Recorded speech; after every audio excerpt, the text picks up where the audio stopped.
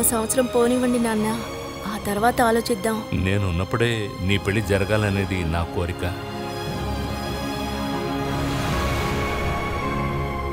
ఇలా చూడు, ఎవరో ఒకరికి నిన్ను కట్టబెట్టి నీ పెళ్లి త్వరగా చేయాలని మా ఉద్దేశం కాదు.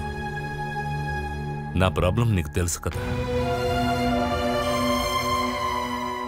ఇవాళ అబ్బాయి అంత దూరం నుంచి వస్తున్నాడని, అతన్నే చేసుకోవాలని నిన్ను బలవంతం పెట్టను. ఇది కాకపోతే ఇంకొకటి. కానీ నీ పెళ్లి వెంటనే జరిపించాలి. స్కూల్కి ఫోన్ చేసి చెప్పు ఇవాళ రాలేనని. బాలా, ఒక ఉద్యోగం దొరికింది. ఇక ఎవరి మాట వినక్కర్లేదు. సొంత కాళ్ళ మీద నిలబడగలను అని నీ మనసులో ఉంటే నువ్వు వెళ్ళొచ్చు.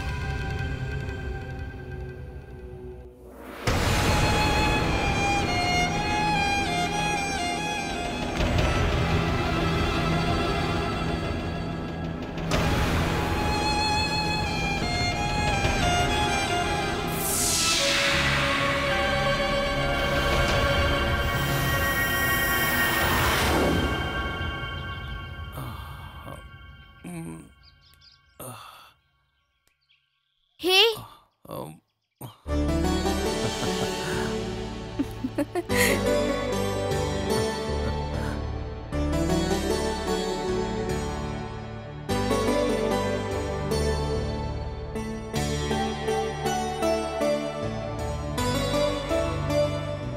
మనిద్దరం కలిసి ఇంతకి ఎన్ని రోజులవుతుంది, కానీ నువ్వు అసలేంటి సర్ప్రైజ్ అవ్వటం లేదు. నువ్వు వచ్చిన విషయం నాకు రాత్రే తెలిసింది. అమ్మ చెప్పిందిలే. నువ్వు చాలా మారిపోయావు. ఇప్పుడే నీకు మ్యాన్లీ లుక్ వచ్చింది, కానీ ఇంతకు ముందు నువ్వు పిరికోడివే కదా. నేను ఇలాగా వాగుడుకాయని కానుగా. ఈ పిరికోడు చేసిన పనులన్నీ నేను తెలుసుకున్నాను. ప్రశ్నల మీద ప్రశ్నలు వేసే ప్రతి దగ్గర నేను అన్ని విషయాలు తెలుసుకున్నాను. నువ్వు చదువుతోంది ఎంబీఏనా జర్నలిజమా? ఎదుటి వాళ్ళ రహస్యాలు ఏంటో తెలుసుకోవటం, బిజినెస్ మేనేజ్మెంట్ ఇంకా తంత్రం తెలుసా? ఓ, అప్పుడు నన్ను కూడా నీ ఎనిమీ లిస్ట్లో చేర్చేసావా? నా మీద పగ పెంచుకోవడానికి ఏం చేశాను?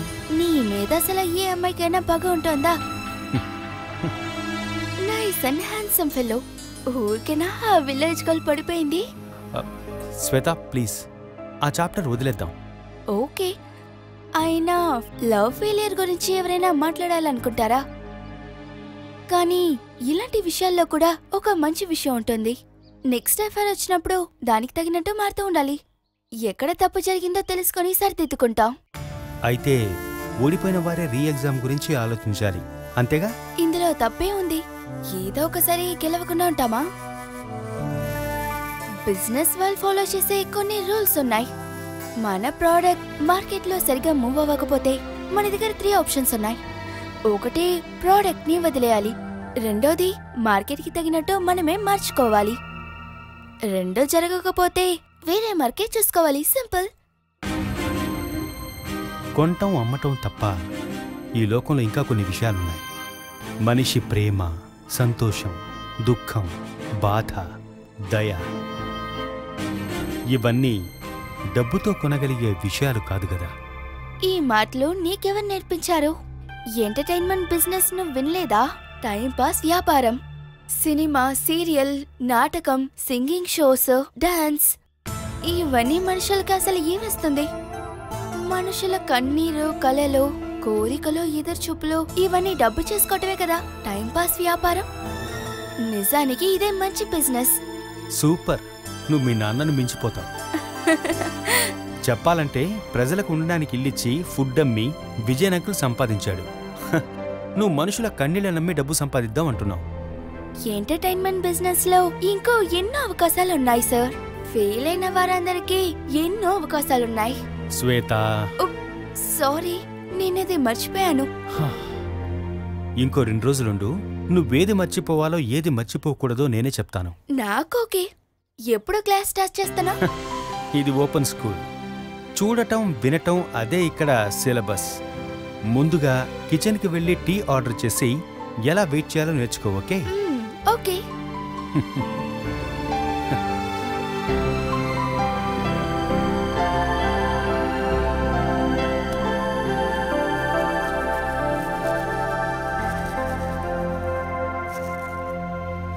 చికెన్ మసాలా కలిపితే మాత్రం చాలు కదా? అవును, ఎప్పట్లా మనం ఫ్రై చేసేద్దాం. నీకిష్టం వచ్చినట్టు చెయ్యి. కాశ్మీరీ చిల్లీ కలపద్దు. ఆ కలర్ చూస్తేనే నాకు భయంగా ఉంది. రక్తం కలర్లో ఉందమ్మా.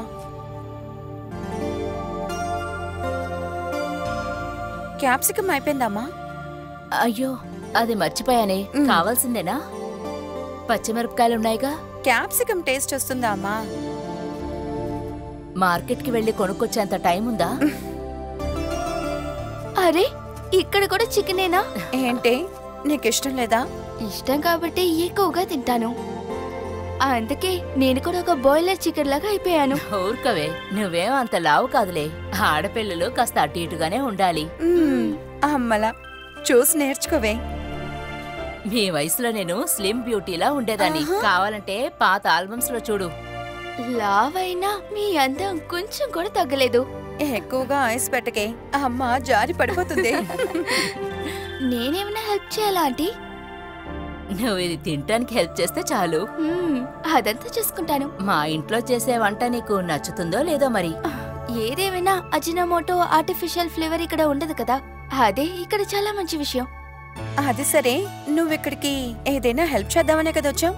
ఎదుగో ఈ ఉల్లిపాయలు కోయి. ద్రోగి, నన్ను ఏడిపించకుండా వదిలిపెట్టవు కదా. ఎదుగో కట్ చెయ్యి. మేమంతా బాధలో కూడా ఏడవని అమ్మాయిలో. అది తెలుసుకునే కదా ఇది నాకు ఇచ్చావు. ఒకరోజు తప్పకుండా నా చేతుల్లో చిక్కుతా. ఆ రోజు 3 చెరువుల నీళ్ళు నిన్ను తాగిపోతే చూడు. చాలా రోజుల తర్వాత ఈ ఇంట్లో నవ్వులు వినిపిస్తున్నాయి.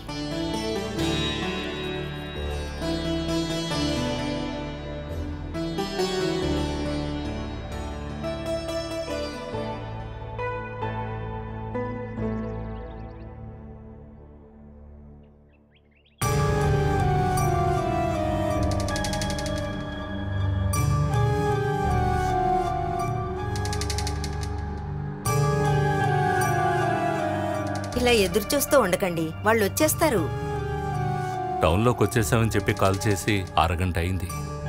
నేను దారి కూడా కరెక్ట్గా చెప్పాను. అబ్బో, కరెక్ట్ గా చెప్పే మనిషిని చూడండి.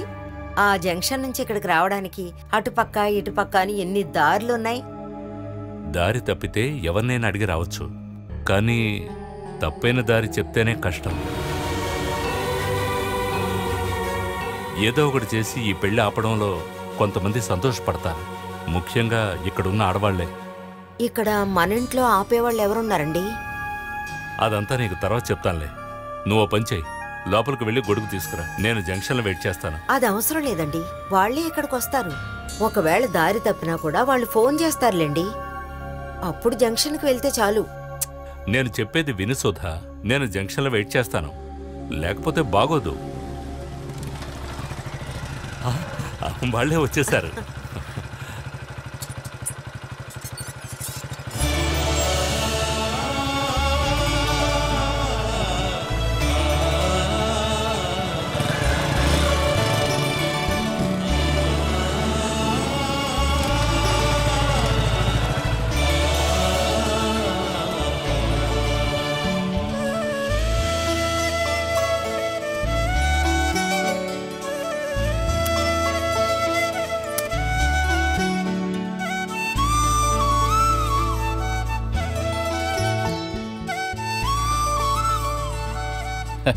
నమస్కారం.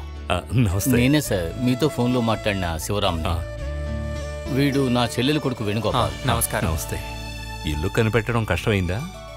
లేదు, టర్నింగ్ లో మాత్రమే అడిగాం. వచ్చే రూట్ గురించి ఒక్కసారి చెప్తే చాలు, నేను బట్టి పట్టేస్తా. లోపలికి రండి. రా. నమస్తే, రండి లోపలికి రండి.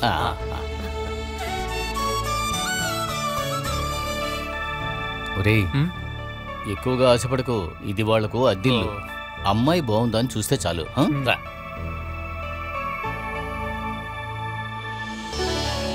కూర్చోండి. రా వేణు.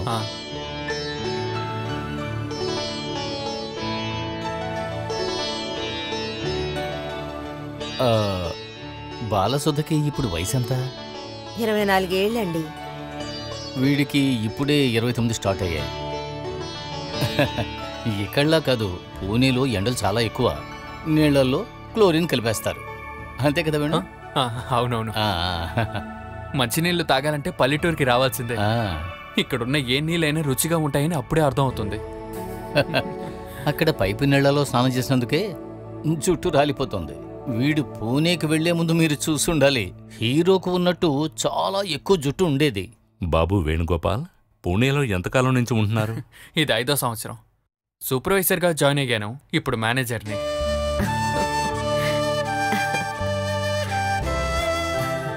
నాలుగు రోజులు లీవ్ ఉంటే వచ్చాను. ఈ రోజే ఇంకో 2 ప్లేసులు కూడా వెళ్ళాలి. సుధా, టీలు తీసుకురా. మీ ఇంట్లో ఎవరెవరు ఉంటారు? అమ్మా, నాన్న, అన్న, తమ్ముడు, ఇంకా వదిన గారు. ఇంట్లో ఇప్పుడు ఎవరూ లేకపోవడం వల్ల వేణు వాళ్ళ అన్నయ్య సతీష్ వైఫ్ ఇప్పుడు అక్కడే ఉన్నారు. పెళ్ళయిన తర్వాత వాళ్ళు అక్కడి నుంచి వెళ్ళిపోతారు, లేకపోతే వీళ్ళిద్దరూ పూణేకి వెళ్ళిపోతారు.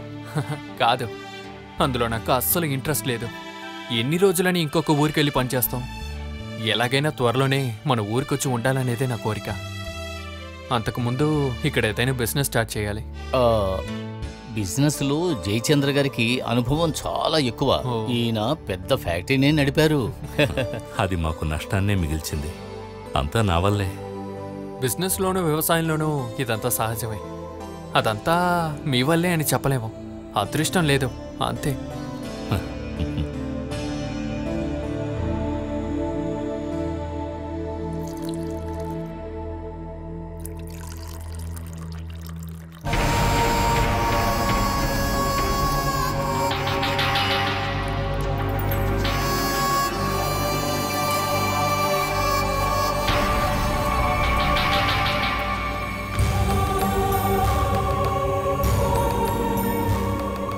బాలా, టీ తీసుకెళ్లి వాళ్ళకివ్వు.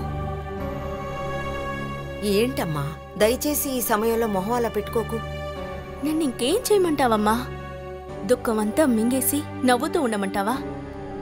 వాళ్ళ ముందు కూర్చొని నటించమంటావా? నువ్వు మమ్మల్ని ఇలా బాధ పెట్టకమ్మా. నా గురించి మీరెవ్వరూ ఆలోచించడం లేదు. అరే, నిన్నొకసారి వాళ్ళని చూసి వెళ్ళనివ్వు.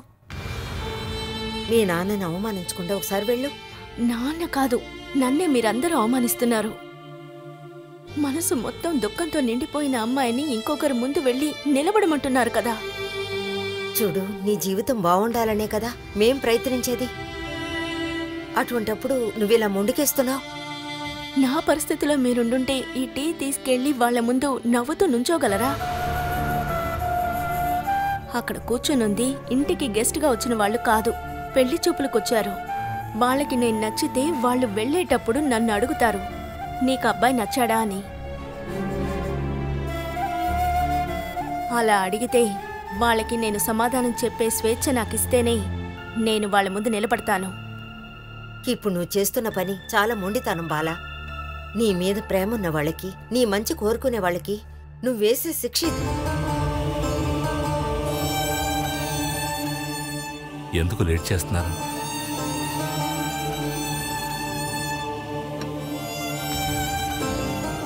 రండి. ఆగు. టీలు బాలాకివ్వు, అది ఇస్తుంది. వాళ్ళు వచ్చింది నిన్ను చూడ్డానికి కాదు. నీకేమైంది? అడుగుతున్నది నిన్నే. ఇప్పుడు తన్నేమీ అనకండి, ఆ తర్వాత మనం మాట్లాడుకుందాం. ఇప్పటికీ వాళ్ళకి ఏదోటి చెప్పి పంపిద్దాం. వేణుగోపాల్ వచ్చింది నిన్ను చూడ్డానికి. నిన్ను చూసే వెళ్తాను. నేను ఎన్నో అవమానాలు భరించాను, వాటికి నేనెప్పుడూ బాధపడలేదు.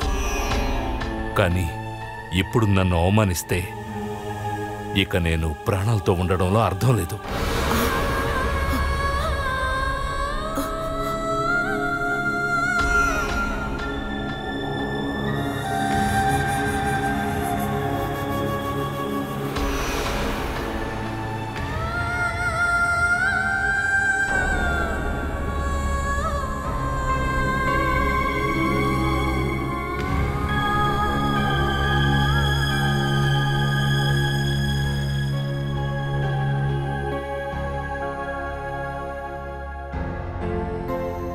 ఏంటి బాలసుధకి ఇక్కడ రావడానికి సిగ్గా? అమ్మాయి టీలు తీసుకొస్తోంది. ఓహో, టీ తర్వాత తీసుకురావచ్చులేండి. ముందు బాలసుధన్ రమ్మని చెప్పండి. వీళ్ళిద్దరినీ చూసుకొనివ్వండి.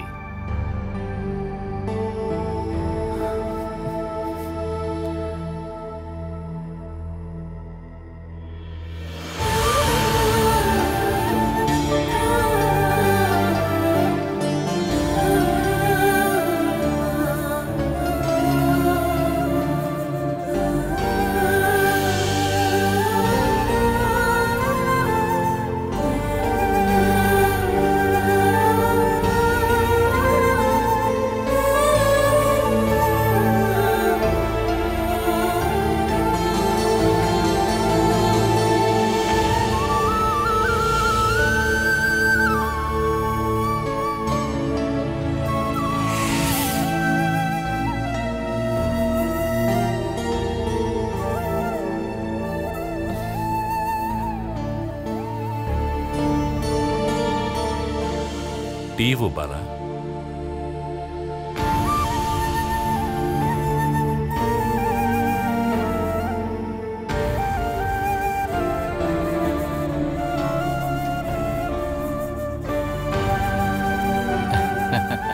వీడే వేణుగోపాల్.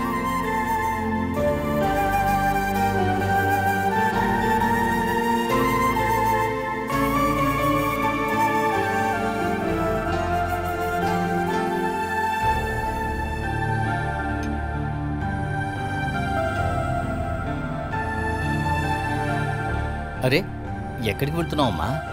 మా వేణుగోపాల్ని సరిగ్గా చూసుకునివ్వు. చూడండి, మనం బయటికి వెళ్దాం. వీళ్ళిద్దరూ మనసు విప్పి మాట్లాడుకుంటారు.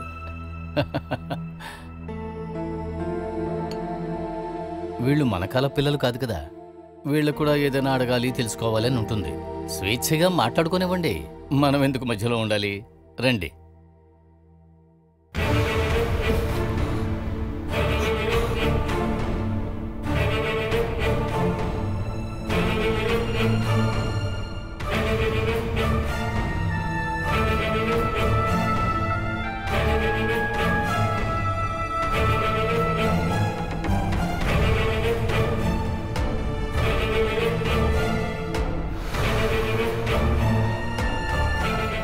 బాలసుధా, ఇక్కడికొచ్చి కూర్చోవచ్చు కదా.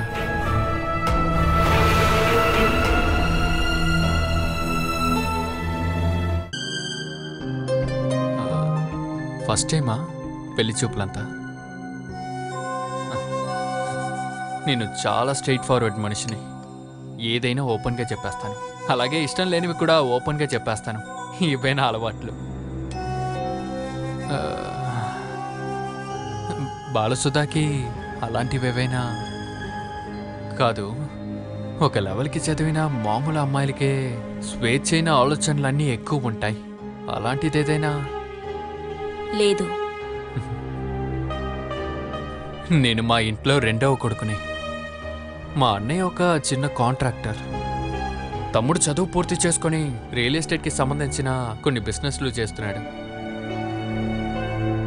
అంటే నేనే ఇలా మాట్లాడుతూ ఉంటే ఎలాగండి? మీరు నాతో ఏమీ అడగాలనుకోవట్లేదా? లేదు. మావయ్య నాకు 29 ఏళ్ళని చెప్పింది అబద్ధం. 30 పూర్తయింది. ఇప్పుడు 31లో ఉన్నాను.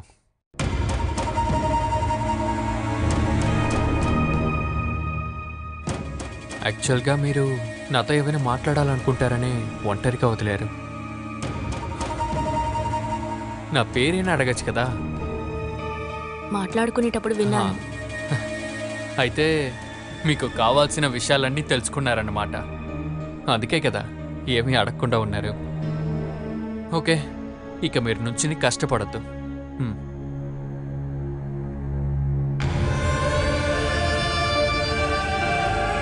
దేవుడా,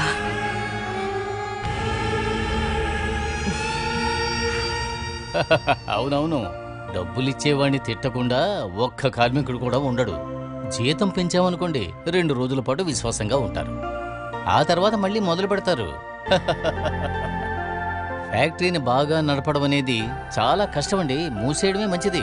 ఇక ఈ కాలంలో సొంతంగా ఏదైనా బిజినెస్ చేసుకుంటే మాత్రమే నెగ్గుకు రాగలం. చూడండి, నమ్మి ఒక్కడిని కూడా దగ్గరుంచుకోలేం. ఏమైంది? మాట్లాడుకున్నారా? ఆ. అయితే మమ్మల్ని బయలుదేరమంటారా? ఏదో ముఖ్యమైన పని అని చెప్పారు, అందుకే బలవంతం పెట్టలేదు. మావయ్య బయలుదేరతావా? వెళ్ళొస్తామండి. సరే.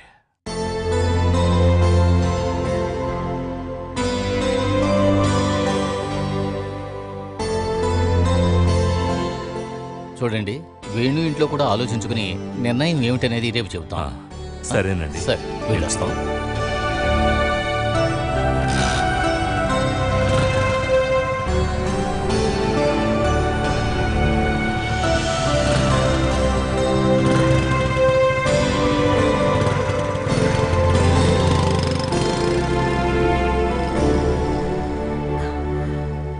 వాళ్ళు ఏమన్నారు? ఆలోచించి చెప్తామన్నారు.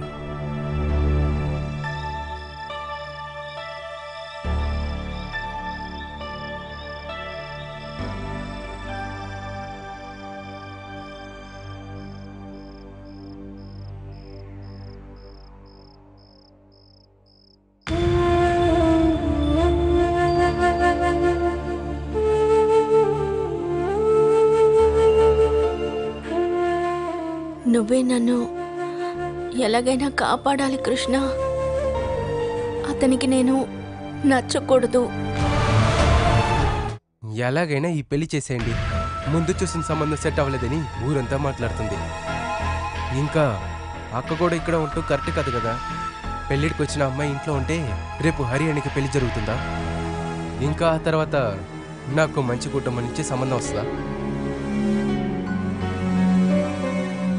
బాలా,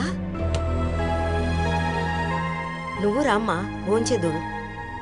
వద్దు, నా కడుపు నిండిపోయింది. నువ్వు తినేసి వెళ్ళు బాలా. ఎందుకమ్మా? అది కూడా లెక్కల పుస్తకంలో రాసుకోవడానికా? ఇప్పుడిప్పుడే కదా ఒక్కొక్కరి గురించి తెలుస్తోంది. మీ జీవితాల్లో నేను అడ్డుగా ఉండనమ్మా.